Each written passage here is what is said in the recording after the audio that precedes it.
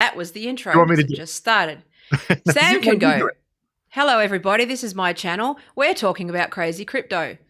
I have a rocket in my head. It's a This is metaphor. when are we on? Now. Now we're on? Yeah. Oh my god! Yeah, Oh my god! What do we do? What do I do? This is Noobs to the Moon. Welcome. I'm Sam Ikin. This is Téa Smith, and we are a pair of fucking idiots. Yep. So if you are looking for financial advice, please go somewhere else.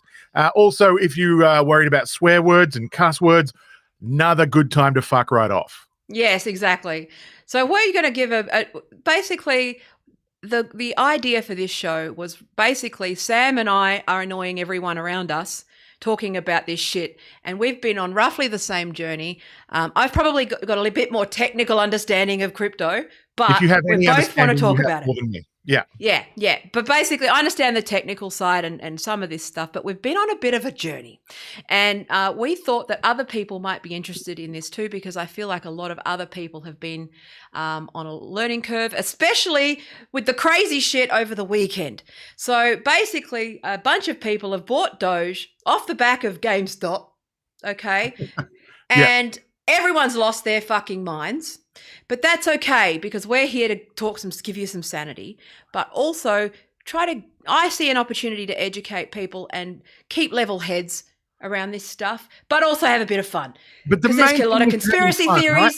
Sorry? The main thing is having fun. Like exactly. A lot of people are getting very upset. My brother sent me a picture last night because Doge had a bit of a crash. There was some shenanigans going on, so to speak. My brother sent me a snapshot of the last 6 hours and it was dropping. And I'm like, whoopee-doo, here's the last year. And it's just an exponential spike. So it's very easy for people to get caught up in the bullshit. Now there's this, we were just talking about this troll, this guy who like runs a big Bitcoin-based hedge fund or something like that in America. I'm guessing he's America. He's a bit of a douchebag. So I'd like to see him get screwed over. But who knows? I mean, maybe this guy can fuck everything up for everyone. But this is the thing, right? At the moment, it is the Wild West. It's like podcast world. It's like VHS versus beta days. Jocks versus nerds. Capitalists, anarcho-capitalists versus the rest of society, with probably psychopaths versus the rest of us, hedge funds versus the rest of us. That's sort of the common thread, the common human thread through this. And Doge, and GameStop will come in because they aren't unrelated, because it's a cultural difference and but it's also political. But it's also a lot of people have bought into this thing. I saw a tweet last night that said, "Oh no, Doge has crashed to where it was 3 days ago." Yeah, that's right. Well done, Barry Silbert, you dickhead. Yeah, you got it to where it was 3 days ago. Well done, right? It seems also there's there's a lot of hate for Elon, and Elon seems to be like the self-appointed misunderstood spokesperson, the self-appointed spokesperson he didn't choose that. of Doge. No, exactly, but he's taken it and he's run with it. He's picked it up and gone, sure. I'm the man. And so just as he started going on SNL, a few whales, and hopefully you can explain to us a bit better what whales are. We will explain what those are. Started dumping, it seems, to piss Elon off. Yes. And I think that's all we've got, right? That's all that it seems. And it looked like they were trying to bottom it out, but it seems to have bounced back. And when I bought in at 0.4 Australian dollars, which is like 0.3 US. I'm still, it's still almost double what I paid for it. Yeah. And I didn't buy very much because I'm not very, very rich. Not like Barry Silbert. Yes. And I bought in at 5 cents and I had to sell a bunch. Wow. Ironically, it's funny because I thought the biggest troll was that news article, which was like, if you'd put $1,000 in now, you could afford a Tesla. And I was like, I pulled $1,500 out to pay for my Camry, to pay my car payment. Oh no! Because I just cash. Like we're both self-employed too, so sometimes crypto fits in where it's cash flow, and you put a bit of money in crypto, but we never have much left over. But you kind of make money work for yourself, and I ended up just unfortunate timing, but to meet my car payments, but. Yeah. You know, it's just funny because it's like, you're trolling me, right? I could have a Tesla if I'd kept that money. That's right. And so to get where I am, I know a lot of people are like, why would you do that? Why don't you just have the safety and enjoyment of a job? Because I wanted to kill myself. And if you want to hear more about that story, go over to Reasons Not to Die, which is my other podcast. Yes. The thing that I'm encouraging everyone to do is to go on a complete news detox. Quit the news. You don't need the mainstream news. Find where the information is and look it up yourself. Anyway, another long and complicated story. However, this is a thing, right? So for you and I, people who have no idea about investment, we don't have a lot of money, this has opened up a whole new world of where, imagine 10 years ago, somebody bought a few hundred Bitcoin and they forgot about it. Now I had 20. I mined 20 of them. Idiot. We come at it differently, which is that I actually know crypto. I know crypto really well. I understand there's blockchain and crypto. Cryptocurrency is on blockchain. I understand a lot of the tech behind blockchain, right? I've been into it for years. I've just never had the money it was more of the inclination. I was like, oh, I've got to get around to that. You know those things when you're in business, it's always just simmering, like investing in stock. I think for a lot of people, it's like, oh, I'm not interested. Oh, I've got to get to it. I'll get to it eventually. But then something happens and you go, that's it. I'm fucking learning. I'm going to do this thing and I'm going to throw money in. And then also it became more accessible. So through CoinSpot and Robinhood and those apps. Beforehand, you'd have to create a wallet, and there's a lot of technical stuff, and you have to mine it and all that stuff. I actually might, because I remember I played with Bitcoin years and years ago when it was first, and you download the shit, and I mined a few coins with my hard drive, and they sat there, and then that hard drive disappeared, and I'm like, I had 20 Bitcoin. They were worth fuck all. Back that shit up a little bit, all right? So what does it mean? How do you mine? Don't ask me to explain this. Okay, but that's a thing that not everyone can do, right? I can't just go and get a CoinSpot account and start mining. So it's like, think about like the physical world. Think about gold or silver or anything else. Iron, okay? There's a finite supply of that in the world. Yes. Okay? But rather than getting a pickaxe, okay? Now, I'm sure that the tech bros will fucking have this is for noobs, okay? It's called Noobs to the Moon. But I'm saying I've been working very hard on trying to find normie and ways to explain this. Rather than a pickaxe and, a bag and all those things, your computer is the pickaxe to go mine raw materials for the currency, right? That's what the hashes are. So that's when you mine for Bitcoin, you're basically putting random numbers. So you're digging up soil, lots and lots of random, like panning for gold. You know, that metaphor where your computer basically runs through hashes and random generated codes to pan the gold. That's the dirt and the gold. Every so often you'll hit gold. You get what I'm saying? So the pan is like your computer. Yeah. Okay. And then you're like, you remember the old gold rush days and when you were kids. I remember. I went to exactly. If you're Australian, you've done that shit, right? Shithouse world. Go to pioneer villages and all those things, and you mine the little bits of copper or whatever it is that they put in there. They'll look like gold. So think of your computer like the pan, and it's basically, rather than it being physical, it's digital, and you've got a bunch of shit. Your computer sorts through all the shit with water and dirt and all that sort of stuff, and you might find some like digital gold. Okay, that's a basic way to describe it. Right. So all people need to understand with crypto is that it's no different. It's no different to anything else digital that has value. Like candy. Like if you're buying lollipop hammers on Candy Crush, or buying fucking, virtual currency, World of Warcraft, if you're buying weapons or, all of this stuff, it's just an extension. Passes in Pokemon Go. Yes, it's an extension of any digital currency that you can trade for real world. World of Warcraft was actually probably an initial version of that because people were trading that. That's true. I remember that. For real physical money, right? It's not a thing anymore, though. Is it World of Warcraft is like... They are. They're launching a new... still play it, don't they? Yeah, they're doing a new DLC. My little brother had a female avatar called Cuddle Cakes, and that was enough for me to say. I'm not. I don't think that. But it's basically the way that people have. Money has value if you think you take it and you accept it as currency. People can buy my services with Doge, right? They can buy things with Doge. Then it has value if people are exchanging it, and because that's the difference. I think. I may as well just launch quickly into this very quickly, get it over with. But so it is a thing that you can use to buy stuff with. It's an actual currency, right? And that's the move, is that basically if the person accepts it as payment, whether it's nails or tomatoes or vegetables or, anything, whatever it is, it's a currency. And that's the point. Yeah. But it's a way of looking at money that is unpopular with the United States government and those sorts of things, because they're very much based on that. Money is something to trade and barter. It threatens their fiat currency, which is the thing that they have created out of nothing. Other people have created this out of nothing, but it's not the thing that they've created out of nothing. But now, I think we could. I don't know. Look, maybe it's a whole nother episode where we talk about. I think we can not put all the things in one episode. Yeah. Yeah. That's my tendency, is to put all the things in one thing. We can tease it. In there. Yeah.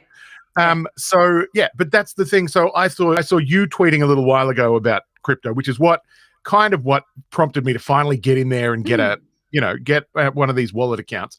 And you were saying that the US economy looks like it's going to tank. And I think most people objectively, unless you're in the Biden administration and you're pretending that everything is absolutely the opposite to what it is, then I think it seems quite obvious that country is headed for a massive fall at some point in the near future. Yeah. And China, of course, is sitting back, rubbing their hands and creating their own cryptocurrency. Which is something that, as far as I can tell, the US government hasn't done. Is there a US government? Well, this is where we head into conspiracy theory town, but we'll move on to, I think what we'll do is talk about that, because there is some evidence that Doge is being repurposed for that purpose. That's the thing. That's actually a bit of the bait and switch that I think is occurring, which is that behind the scenes, there's sort of trademarks being registered. When people say there's no institutional backing for Doge, that's not true. Yeah, that's not true. They're just not transparent with the community about it. And that's why I've been a little bit 50-50 on it, because I've said you will make money on it. The interests that have it are wanting it to have parity with the dollar. Like, my party line is, yes, I believe that they're looking for parity with the US dollar. Yeah. Because it is roughly the way because one of the biggest criticisms of Doge is that it's not that there's unlimited supply, and but it inflates at 5% at roughly the same rate that you would print money. So it's basically the way you can mine Doge at the same rate that you can print money. So it's a lot like the US dollar. Yes. So a lot of people. Okay. Now this is where, there's lots of different theories and lots of different ideas, but there is some evidence that there are people that are pushing for Doge to be moving into being like a worldwide currency. Okay, not an asset. See, that's the difference. See, there's the Bitcoin bros go, this is the difference between stock markets and currency, is that a lot of people see crypto coins as like stock, like buying stock. But it's not. Okay, right. But it's more like cash. It's more like currency. Yeah. And so there's two different, and this is what when I talk about the BitTorrent coin, you know how I've sent BTT as well? Yeah. You've got a whole, you've got lots of different, people are very confused. It's like the difference between, say, bonds and cash, or stocks and cash, or denominations of cash. And you get what I'm saying? Like there's and they've called it all crypto, and everyone's getting confused. Right. And everyone's like, okay, well, Bitcoin's more like or I see like your blockchain, like your Trons and your Pancakes and they're all networks. Like Ethereum is probably the most famous one. You've got lots and lots of tokens underneath Ethereum. And so Ethereum, if you had bought that, 6 months ago, you'd be quite happy with yourself right now, wouldn't you? I mean, that's just gone absolutely nuts. The thing is about Doge, right?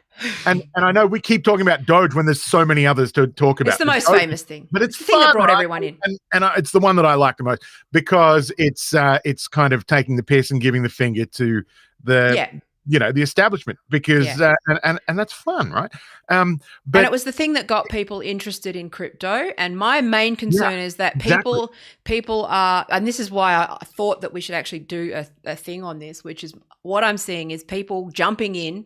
First of all, their expectations of growth are way too high, because Doge has gone crazy and it's not usual, it's not normal. We have a million BitTorrent. And I'm sitting there going, that's actually got a good business under it. That's got a tech. You've got a million BitTorrent? Yeah, but that's got I'm saying, but we're sitting there watching a fucking meme go to like, and That's I was awesome. like, yeah, but I'm just, like that's just something that like I believe in the underlying tech. The underlying tech. Yeah, they're literally Pied Piper. Well, but I use BitTorrent. Everybody, sorry, most people who stole content from the internet back before we had Netflix and shit used BitTorrent. And you'd use BitTorrent, and there were Peer Block and all these other things that you would use, and they all seem to have just vanished. And I was so happy to see BitTorrent come back now as a crypto. But the thing about Doge that I think makes it a little bit less exciting is that it seems like the goal is $1, US dollar. Yeah, is it? And I believe so. Like that. Why can't it be $75,000 like Bitcoin? I could be. I don't see. The thing is, this is where, and I went back and I read David Grieber's Debt, the first 5,000 years, and he's an anarchist. He was an anarchist socialist, which do exist, libertarian socialists like me, right? They're not incompatible with each other.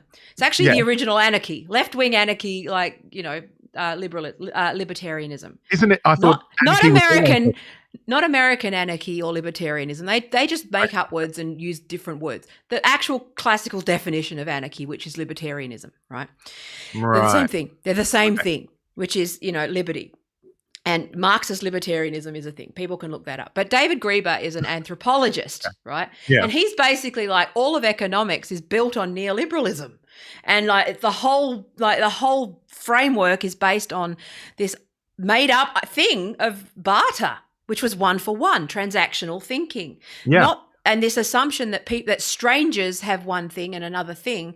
But he said, if you're an anthropologist, you don't see that. You see people collaborating and connecting and living in small communities and transacting in ways where it's like, well, it might not be potatoes for shoes or this for that, but it might be, all right, well, this week I need this and that week you need this and, you need this now and we'll just muck in and help out. It's not a matter of accumulating things and selling them or transacting. It's more relational.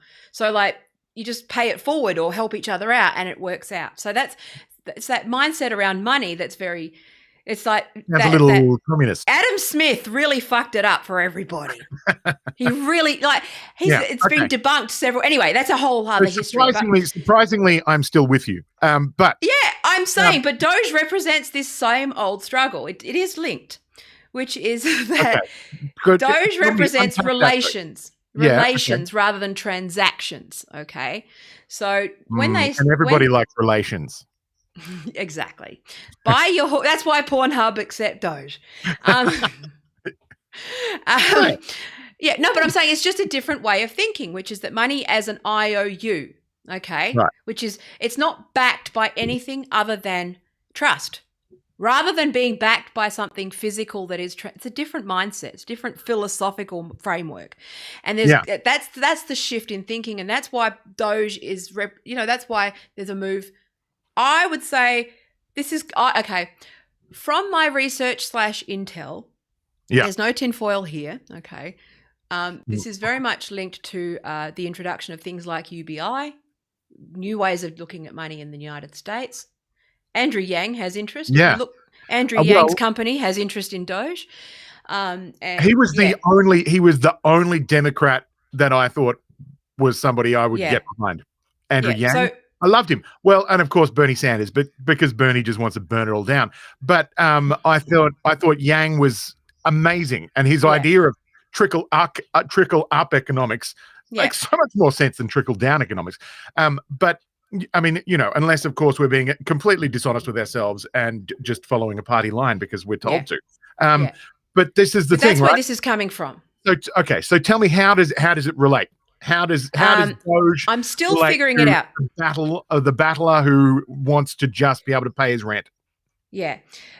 See, this is the bit again. A lot of this stuff is just conjecture for me.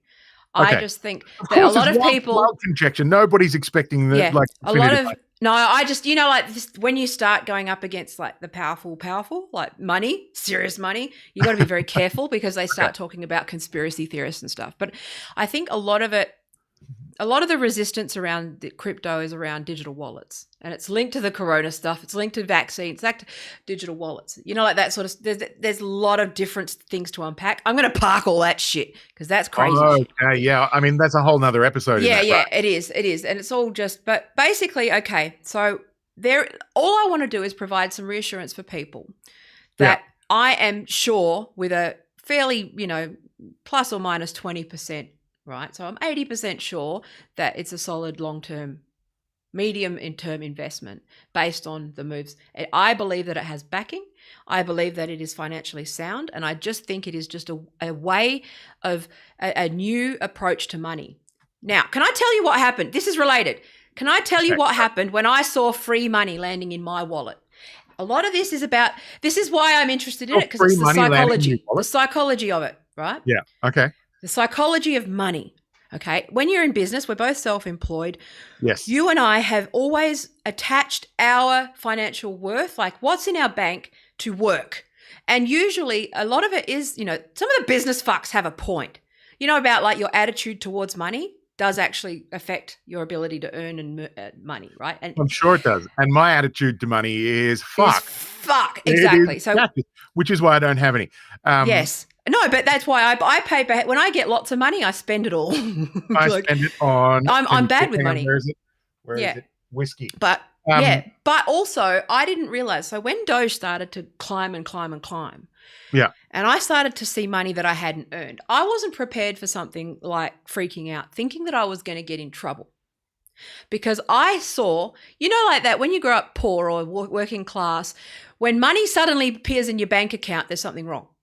Yeah, that's right. Like something happened. Somebody's going to want to get it back. Someone's going to come and get it back. Yeah, Something's wrong. There's a catch. There's something. And that's that transaction. That's what I'm talking about. That transactional attitude to money. When you grow up working class and you go, I shouldn't have this because I didn't earn it. I'm going to get in trouble. I'm going to get arrested. And then you go, fuck. That's why lottery winners they go, they feel guilty around money. If you think about how the rich feel about that money, is they go, if someone else has that money, that's mine. I deserve that. But money is something that there's a different shift in like the way like the 1% view money and assets. They believe it as, well, if I don't take it, someone else will. Versus me, but go, okay. Working class people definitely, because we've been kept without under capitalism for so long, right?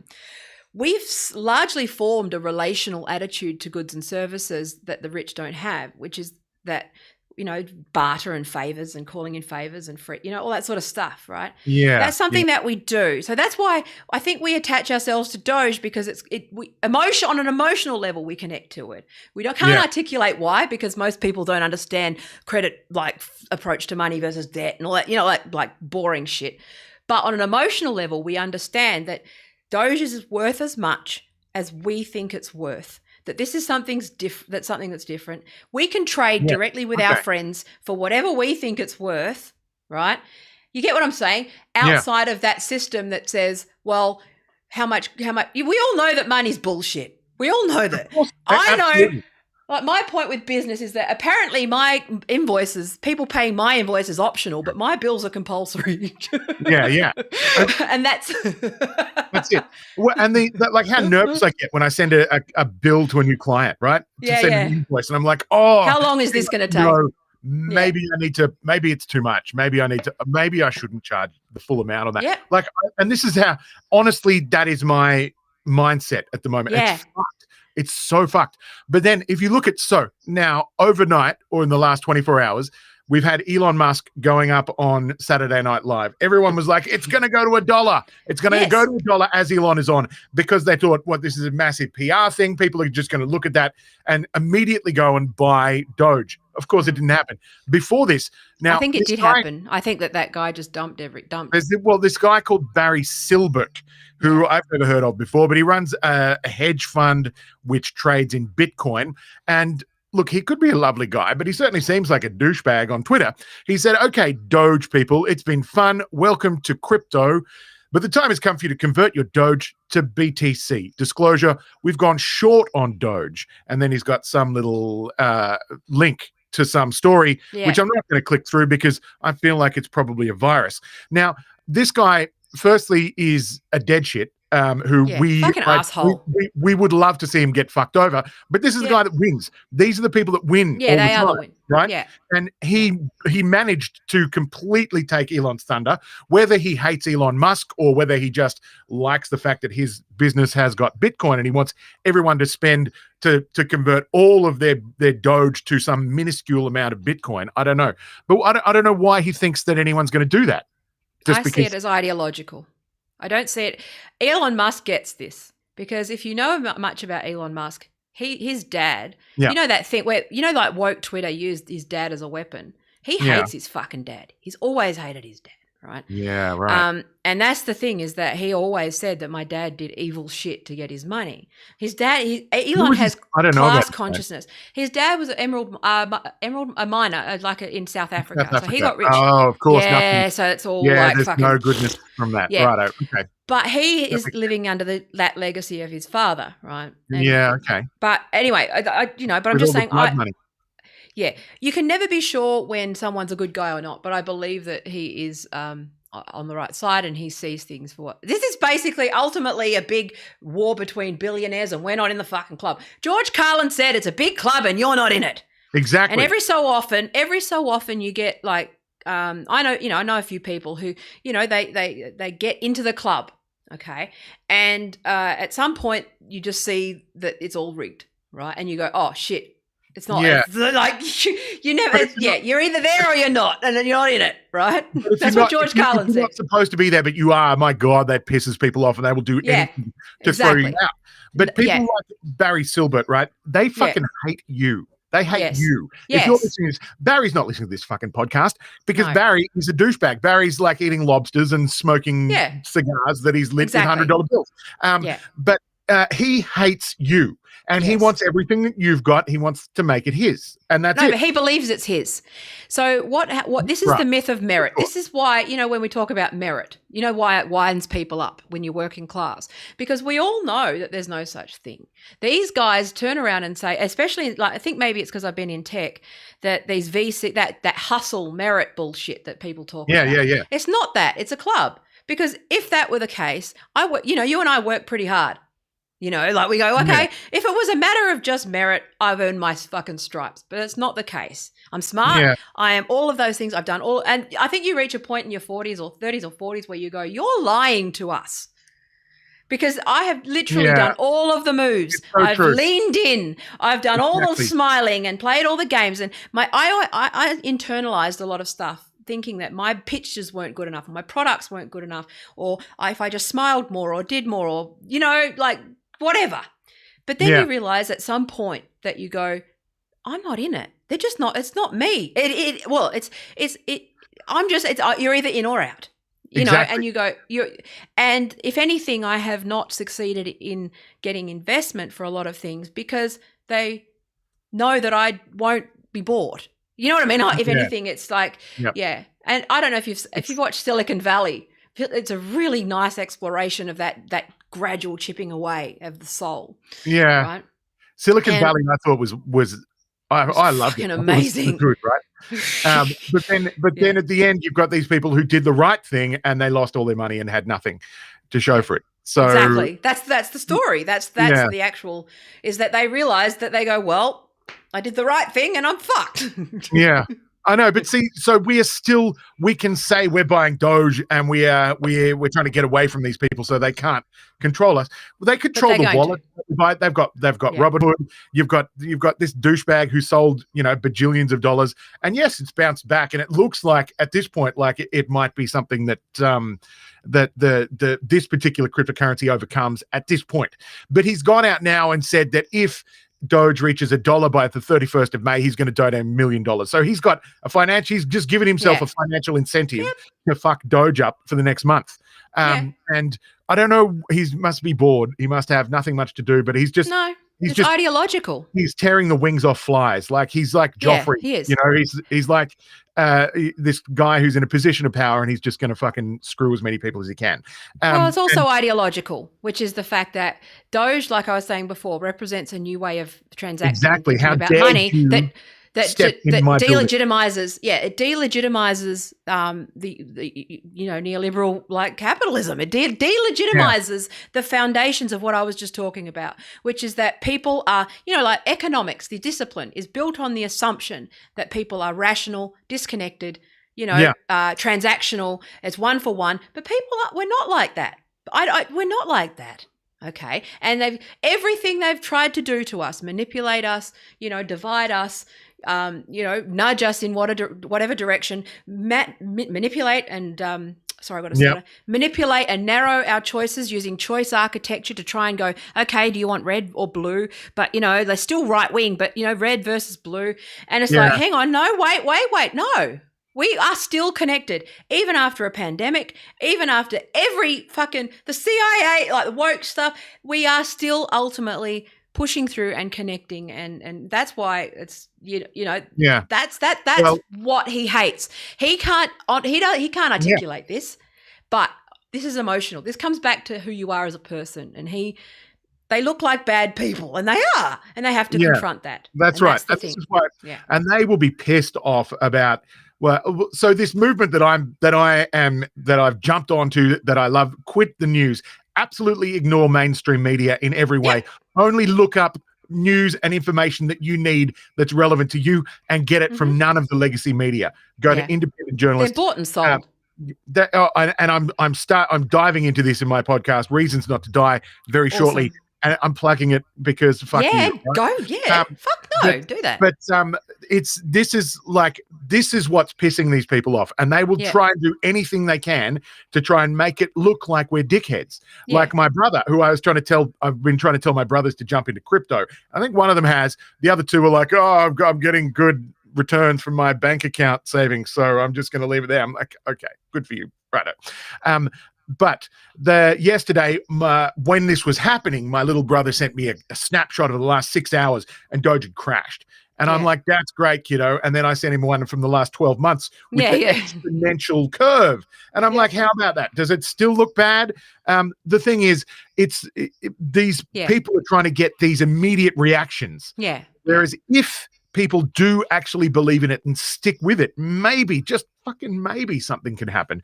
But you mentioned GME before. How is GME going at the moment? It's like, what is it, $150? It's definitely more than the $6 that they were shorting it at. Yeah. And again, this links to what you were saying about media, which is basically what I saw with that was the same thing with Doge, is that you're going to have people, this is power. This is the powerful are going to fight this.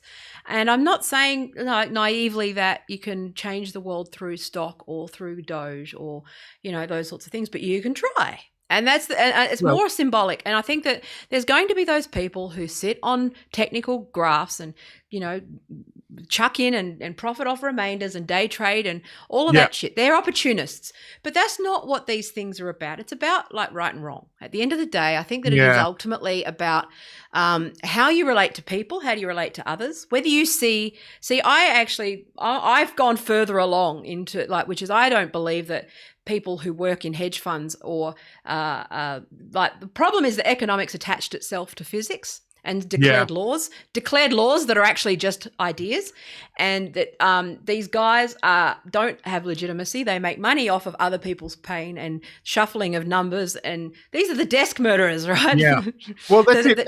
And they will. They don't have legitimacy to me. But exactly. But they will come. They will come. And they'll fight. They're bullies. Exactly. And they expect, and that what they've done so far is they tell you what the story is, and we believe it. Right? We believe it because we're fucking idiots, because we believe what is being told to us through the media. So when GME was growing, there was stories about how these people motivated by greed and blah, blah, and, all of these other horrible virtues, these people were motivated by, as opposed to the hedge funds who were shorting GME in the first place. What are they motivated by? Like philanthropic goodness, like the need to help one another? Of course not. Fuck off. Did you see the house? Stupid. The coverage of it was just so dumb. And the people who were attacking it, especially in the government, honestly, why do you vote for these people? Because they fucking hate you. Mm-hmm. Did you see the financial services house footage from last week, where they the politicians were basically like, "I'm concerned." This was my tweet last week, where it was like, basically they were like, "Well, they're going to stop people from saving for their retirement and education." I went, "Well, maybe they shouldn't do that either." Like, hang on, is that? If they lose all of, they're putting their savings into these things, into stocks. They're putting the stimulus check that you gave them for fucking nothing. That's what they're doing. First of all, but that's their way of again. This is reframing it so that they can then say, well, we can't give you that because you're just going to use it irresponsibly. So therefore, we shouldn't give it to you at all. Yeah. This is the bait and switch. Yeah. But I joked, and they were like, "Whoa, well, people don't know how to look after money and ration and save things." And I went, "Well, unless it's fucking insulin, am I right? Yeah, you fucking assholes." And that was. But if you I don't have to watch all. It was 6 hours long. I don't. Most people aren't freaks like me. I watch these boring. You watched all of that.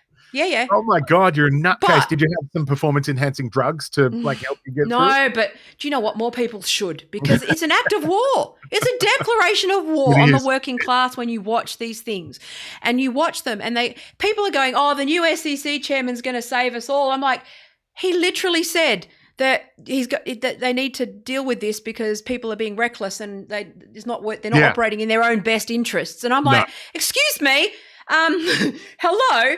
I think that's pretty rich coming from all of the people where they don't have fucking medical care in a pandemic. I think America is the least equipped to criticize anyone right now. They just have no business telling anyone else how to run anything. I think Australia should be in charge. But also, like, let's just look at what they've set up there in the US. You've got this system where you've got the government that controls information. They control they're part of an ideology that controls all the universities. It's just a cult. Now, I'm not coming at this as a fascist or as someone from the right wing. I'm far from. If you listen to anything that I've said before, I got to hear, you would know that that's not true. But they will try and frame us, you and I. They would try and frame us if they gave a shit, but they don't. Good luck. They would try and frame us as right wing conspiracy nuts, and that's how they deal with anything. And that's the thing, is that I just turn around and go, well, that's just a lie, and they have no authority over us, and America doesn't get to dictate what words mean. I'm sorry, but they're the ones that are like descending into fascism. Literally compare point for point what the Weimar Republic looked like. Literally they're fascists. And it's just like, they're the world's fascists. I actually, like, another tweet that I said was like, basically, if any other country treated its citizens the way America treats theirs, America would declare war on them. I'm just saying, right? You're probably right. That's the joke. It's a joke, but it's depends which citizens though.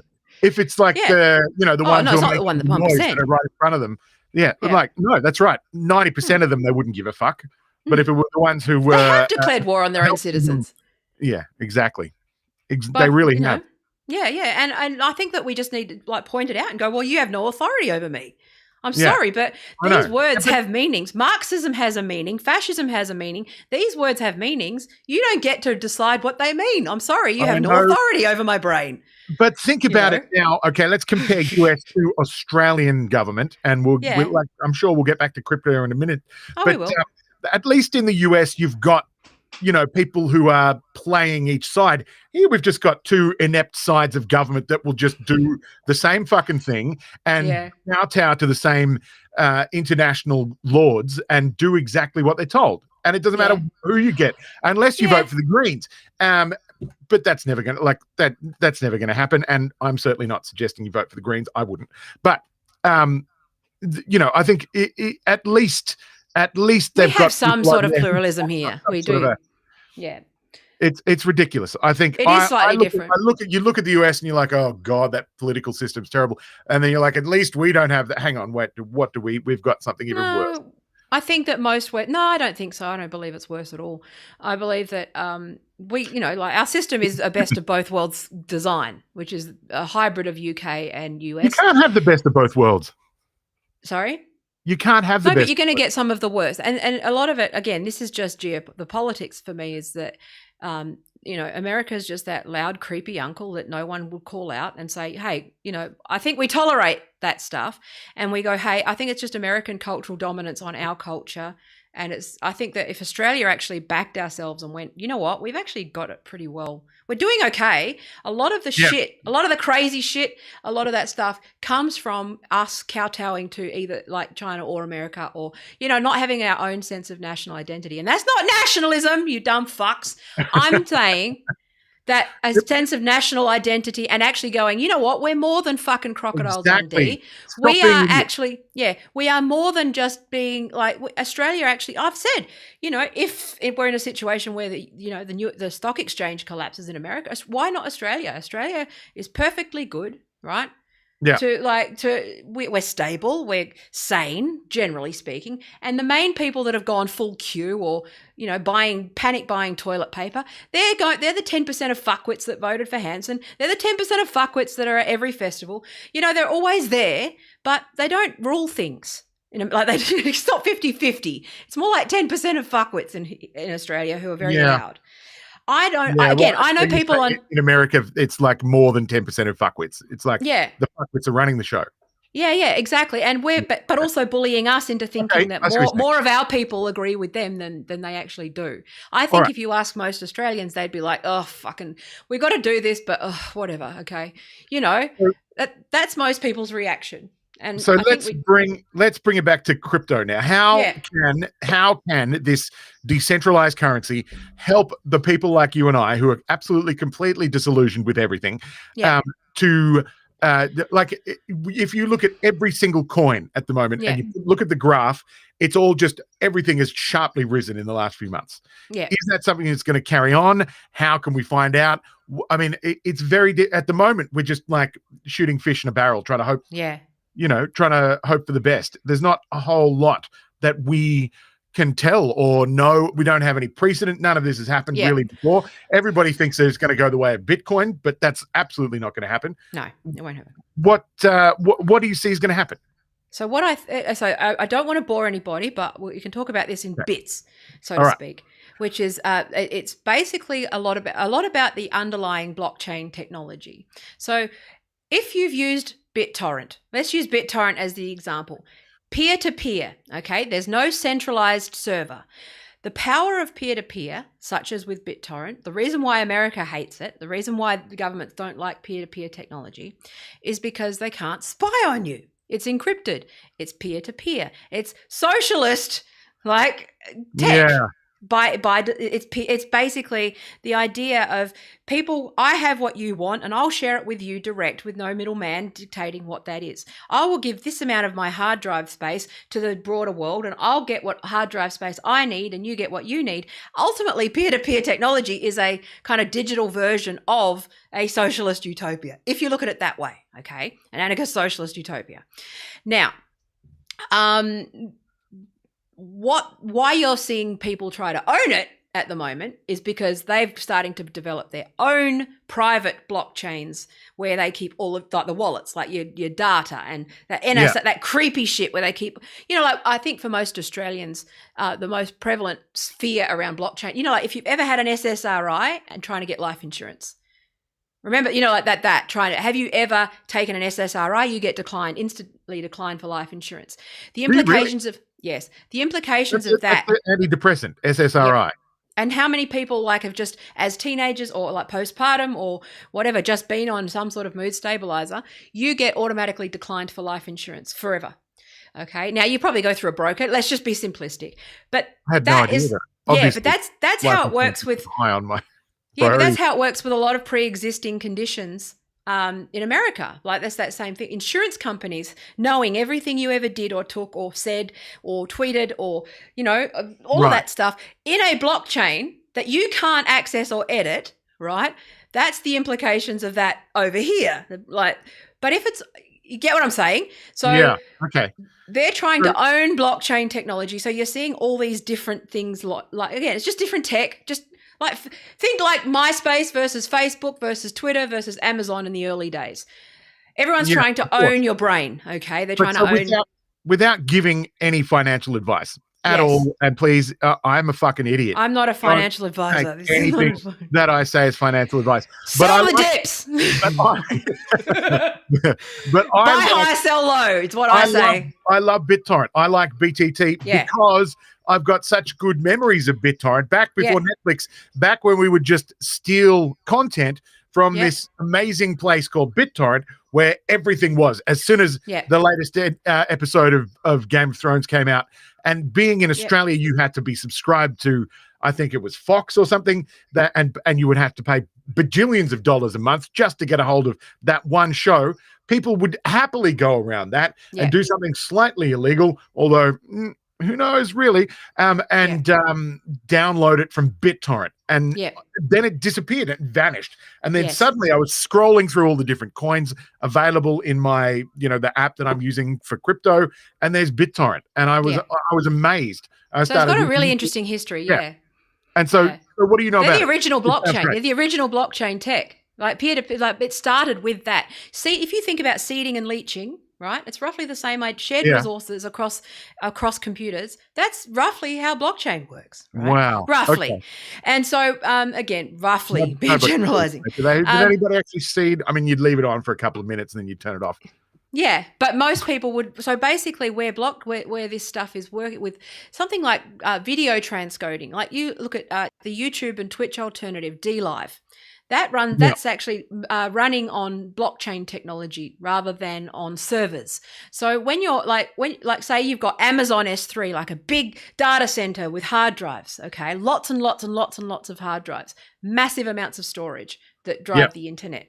Like rather than, so if you watch Silicon Valley, it's basically Pied Piper, device to device. So I give you 10 gigs of my hard drive up to the network, and I just use peer-to-peer technology, and everyone just shares a bit of everything, and it's encrypted, and it's just that sort of seeding and leeching, but for, let's say, enterprise grade storage, or for video transcoding, or for that, and people earn currency in exchange for that. So BitTorrent currency, the coin, is what you earn for sharing bits of your hard drive with other people that you can then trade and in amongst. So when you're looking, so when you say they're on the Tron blockchain and they're a token, that's what I'm saying, is that you've got the whole blockchain of Tron, which is all these, think like a server, like a big, like the server environment. Yeah. Underneath that, you've got the currency. So like, again, the difference between, say, bonds or stocks and notes and coins. So BitTorrent coin is just currency, like Doge. Now the difference, this is where Doge, when I say there's interest behind Doge, is that the problem with Doge is that there's no underlying network, like big, like there's no other use other than currency. There's a lot of moves. It's now, so there's moves to put it onto to provide, when you're talking about NFTs and all that like shit where it gets confusing. I think that's what so we're talking about. This is where it's fucking hard to explain, and it's boring and it's dry. Yeah. Like I use a metaphor to explain, like with the internet of old, okay? Yeah. Call it a series of tubes. It's a series of tubes. Okay, they're PVC pipes. Okay. Think of the series of the network of tubes. Blockchain is like basically that. And this is normie, shut up everyone, but it works, which is that you've got blocks that are linked by lots and lots of little links of chains. Okay. Yes. And each block is like a chunk of data, right? It's a chunk of lines of data. A chunk of data. And there's chains, and there's chains between it. You can see every one of those links, okay? And you can see its structural integrity, what happened, the history of it. Every time you get a new link every time between each block. That's you can see that, and that's transparent, so you can actually see blocks linked to chains and every link between, versus the series of tubes, which is like not an opaque pipe where it's not, it just comes out one end and goes out the other. Do you get what I'm saying? So there's like a transparency there. I'm gonna say yes.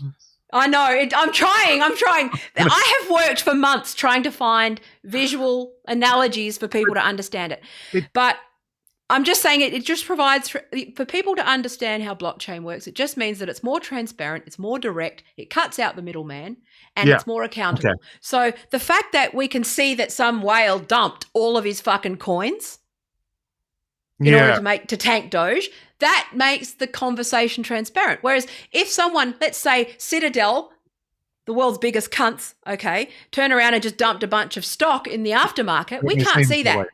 Yeah, right. We don't see what like with the naked shorting and all of that sort of stuff. We can't see that stuff happen. Whereas with blockchain, you can see. You went, oh, that wallet's got that much. That wallet's got that much. That wallet's got that much. It's a transparency, right? So Dickhead, who was saying this, I can't remember his name.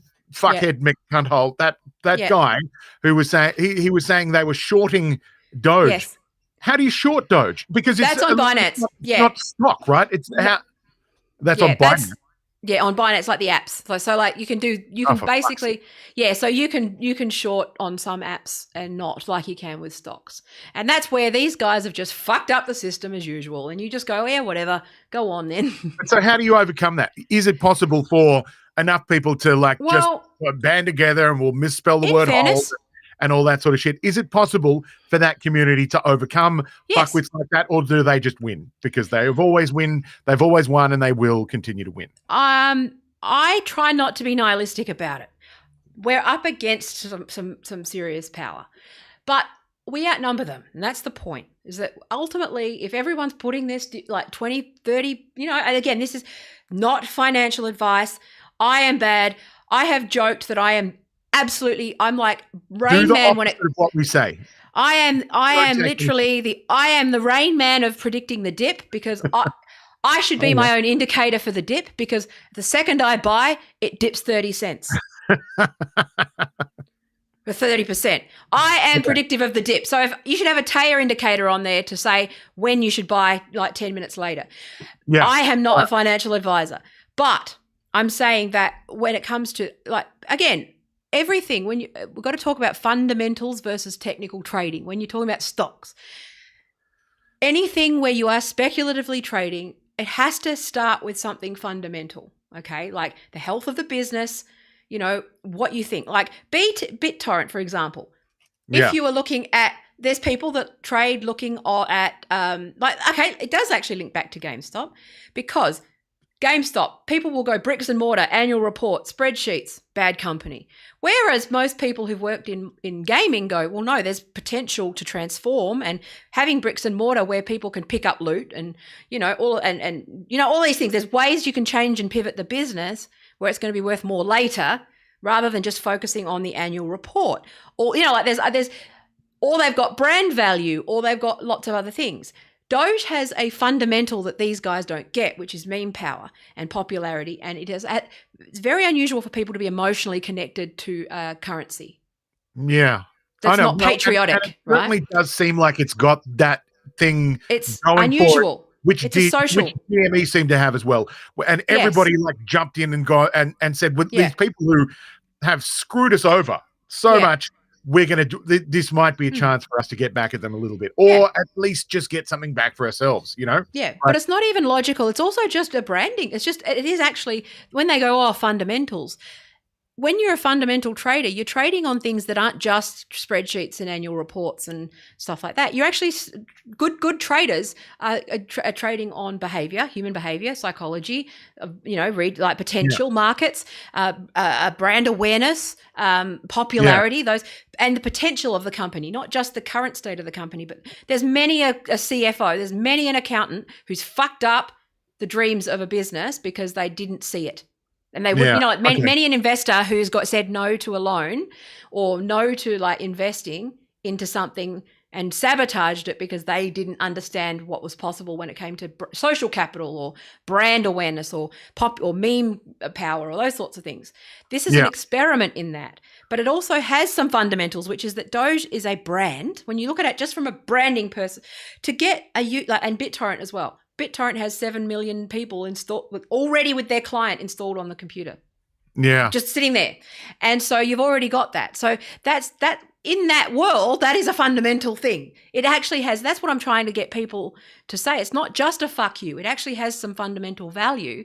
It's just not like blockchain. As much as people say that blockchain is mature and it's new. This is like the internet, like when people had web rings. That's where we're at when it comes to blockchain in terms of the tech. Yeah. There's a lot of people I went looking at all the tech, and most of these promises, they're promises and pitches, and they're pitch decks and white papers. They're not products. So Doge actually has more than most of the underlying tech, because a lot of it is just like, I'm just saying it's immature. This is why you don't buy NFTs yet. Well, look, now we need to start to wrap this up. Yes. I think, why don't we talk about some language. Okay. HODL. Let's define some stuff. Okay, let's do it. Let's give us a glossary. HODL. Yeah. That's pretty easy. Hang on for dear life. Right? Yes. Is it? And hold. So it's actually. You said it was like a typo. So there's two different stories. Well, that's what I saw. It was a typo. And some dude wrote it in the title of his thing, and he's like, "I'm not even going back to change it because fuck it." Hold on for dear life makes a lot of sense as well. Yeah. So that's what we're doing right now. Yeah. And diamond hands versus paper hands. Okay. Diamond hand is... Everyone paper-handed when Elon Musk said it was a hustle. Right. But that is actually, again, linked to that psychology we talked about, which is I think a lot of people heard scam and they freaked out and they went, shit, I'm going to get in trouble. Okay, I'm going to lose all my money. So. Diamond hands is somebody who is holding on quite strongly, and if you have paper hands, then you're a dickhead and you're happy to let go of your stock before, even if it's at the shortest sign of... Yeah. But diamond hands is harder than a meme. It's harder than you think. I thought I had diamond hands until I realized that I probably don't. And I think that's going to be, that's the inner work. No, but that's the inner work people need to do, is that you need to be okay. Like that dude who got, like, he's a Dogecoin millionaire. He went from 100 grand in Doge to 1.3 mil to 2.3 mil to 3.5 mil to 1.8. So it's like, I lost about, I don't like talking about my positions because No, you don't need to give it to your whole. No, but losing $1,000 overnight, like I could have done. I was spent that money in my head already. Yeah, right. But it's not gone though. So it dropped because Mr. Whale fuckwit dropped his thing. It's gone back up again. I mean, it surely this is like a giving him the finger a little bit. Yeah. Oh, for sure. And that's the thing that I believe in, is that there's more of us than there are of him. Yeah. What his battle is ideological. This is nerds versus jocks. Okay. Yeah. Think about it as like fucking Animal Farm and nerd versus jocks. Every boring old American movie you've ever seen where there's a bully. Okay. Yeah. We again, it is the people's coin. I do believe in that. Now, there are powerful interests at play, but they're powerful interests that I think are looking to do things a bit differently. I'm willing to reserve judgment. Or just have it, unless there's transparency. Again, this is my concern, is the lack of transparency with the community, that they think it's the people's coin, but there's serious money doing it. And I don't like that lack of transparency. That's the thing I don't like, because blockchain is about transparency in general, and Doge community in particular is about transparency. And it's also, my concern is that I saw people taking out loans because they thought Doge was a sure thing.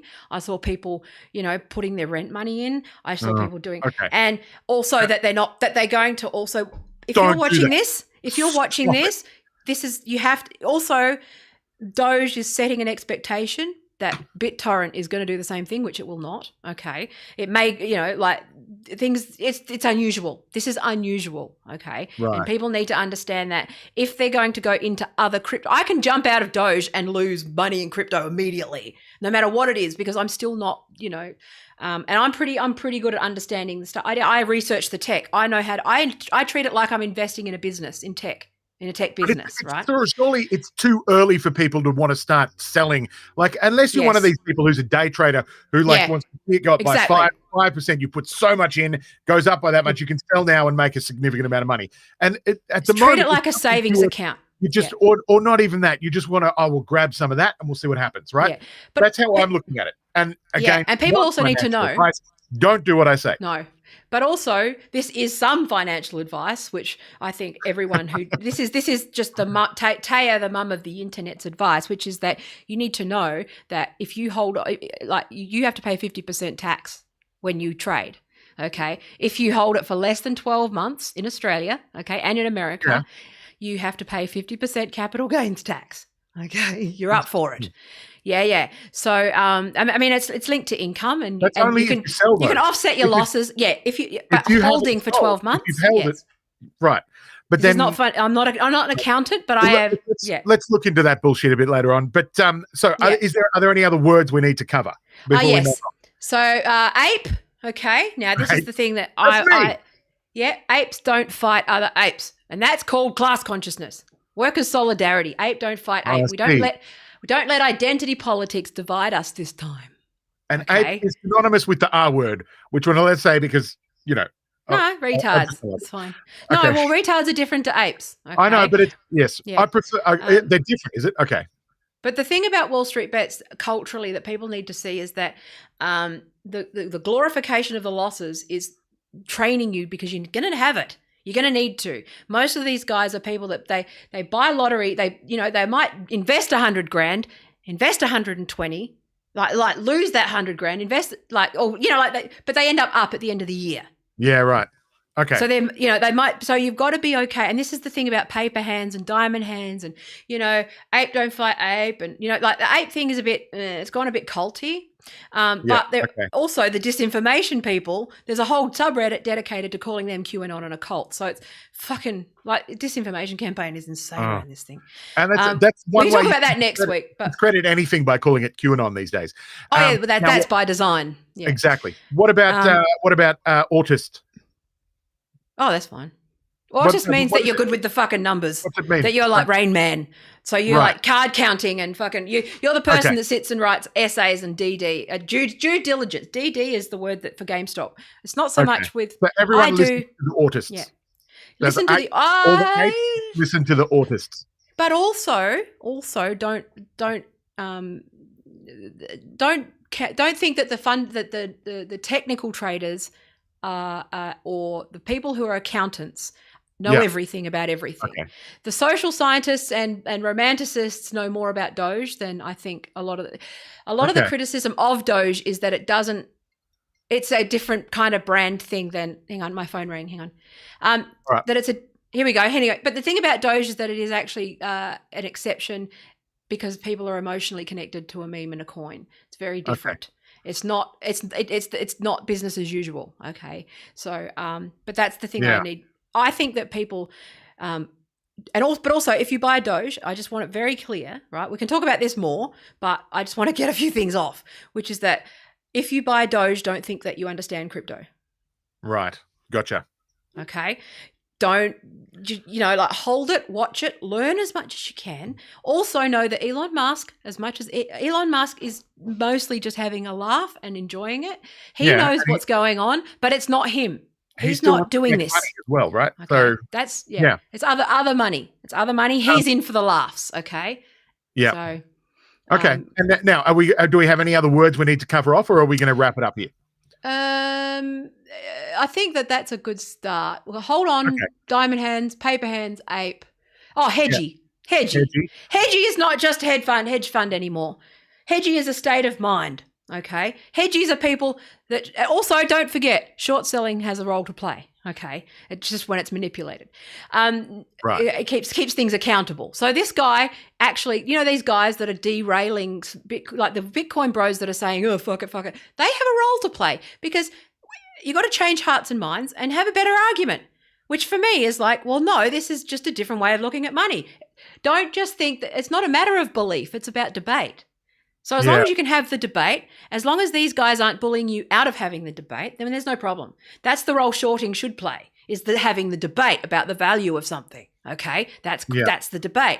But if they're bullying somebody or manipulating things, then that's a hedgy. A hedgy is someone who exploits and, manipulates and like Citadel and hedge funds and banks and, you're either a hedgy or an ape.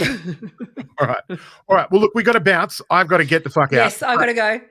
That's so awesome. Thank you. That was a good start. Thank you. Thank you so much to the 6 to 12 people who've been listening to the first episode of Moves to the Moon. I'm Sam Ikin. That is Téa Smith. And we will work on formats and branding and all that stuff, but stick with us. Okay. A bit long and rambly, but we're off the concept. Yeah. Exactly. To the moon. Right. Thanks, guys. Go to my website. Beautiful. All right. Now, were you recording that at all? Is that a thing that'll be put